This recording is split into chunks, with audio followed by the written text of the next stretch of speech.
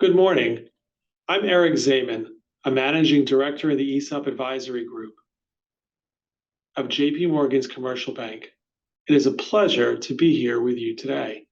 I wanted to talk today about the state of the field, i.e., some of the trends that we're seeing in the ESOP and employee-owned company space around transaction financing and capital structure, specifically around the involvement of private equity and family office capital in ESOP transactions and ESOP-owned companies.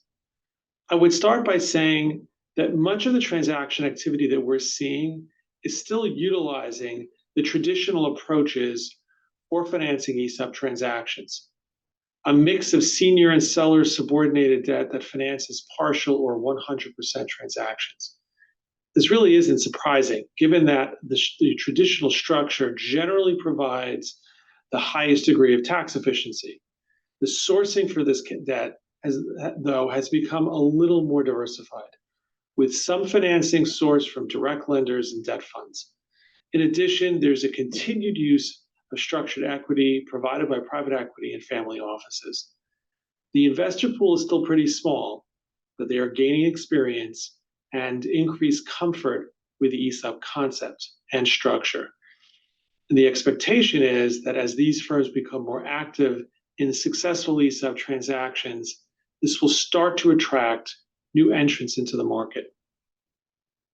Beyond that, the ESOP space is seeing increasing diversity in terms of the design of the capital structure of ESOP transactions, from the more common senior debt, seller debt, structured equity capital structure to transactions where sponsors are investing in companies alongside an ESOP.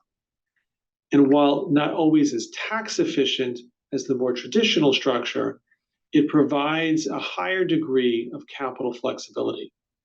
We are seeing this in both new ESOP transactions and in existing ESOP-owned companies. So for example, we're involved in a transaction now where a sponsor is buying a controlling interest while a newly formed ESOP is buying a minority stake in a typical leveraged ESOP transaction.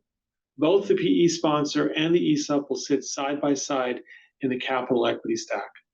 Historically, the dilutive impact of the leveraged ESOP transaction was an impediment to such a structure. And the fact that transactions like this are being done indicates that this impediment has been overcome. We've also been involved in a transaction with a PE fund that acquired a majority stake from an ESOP, reducing its 100% ownership to a minority ownership position. This transaction was part of a broader strategy to manage the ESOP's repurchase obligations and position the company with a financial partner to help it grow the business. We're also seeing companies that have only recently executed their ESOP transactions move to bring in equity capital from the PE family office world to help finance further growth. In all these cases, the objective is to create or retain the benefits of broad employee ownership while developing a more flexible capital structure. As I said, this approach will not provide all the tax efficiency of the traditional 100% ESOP-owned S-Corp structure, but it allows ESOP-owned companies to access different types of capital in order to minimize leverage and create dry powder to finance growth. And we're seeing PE and family office buyers increasingly explore ways to retain an ESOP or to replace the ownership represented by the ESOP with alternative forms of broad employee ownership. Similarly, we are seeing larger, well-known companies explore ESOPs, including public companies seeking to use an ESOP as a mechanism to divest itself of a non-core unit, to large privately held companies who are examining a partial or even a 100% sale to an ESOP. I think this reflects a growing realization that spreading ownership to a broad base of employees better engages the workforce and can help foster a more productive and successful business overall. A related trend is the use of ESOP ownership to help create a more effective governance structure in a family-owned business with disparate shareholder interests, particularly one with some intra-family disagreements. The ESOP transaction creates some opportunities for distributing the bases of power within the governance, potentially making the governance process more formal and objective. In addition, the ESOP creates a vehicle to provide some liquidity for part of the existing ownership that will be better off being out of the investment altogether. It also creates an objective process governed by the ESOP trustee through which the company's value is established and that can be used as a basis to evaluate future liquidity transactions. Coupled with third-party investor capital, the company has a high degree of flexibility to adjust the ESOP's ownership up or down to suit the needs of the shareholders and the company's own growth and operating needs.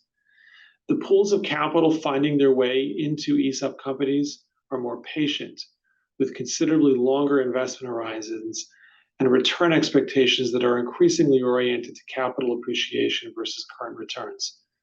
Some of this capital is being created by large ESOP-owned companies that are generating very strong cash flow and do not have as much opportunity for reinvestment in their own businesses as they have new capital being created from profitable operation, which is quite honestly a wonderful problem to have. These companies are co-investing with PE and family office investors and are investing in other ESOP-owned companies and even non-ESOP-owned companies. These investments create dividend and other income streams that help the investing ESOP-owned company manage their own repurchase obligation. There are other opportunities as well, a little further out on the horizon, involving legislation that could help facilitate the creation of pools of capital to invest structured equity on ESOP transactions. And there are a number of efforts to create new structures to develop broad employee ownership without using an ESOP. The overarching trend is one towards greater diversity and sophistication in the capital structure of ESOP-owned companies, and to create alternatives to ESOP ownership that may work better in specific situations. Thank you for joining me today.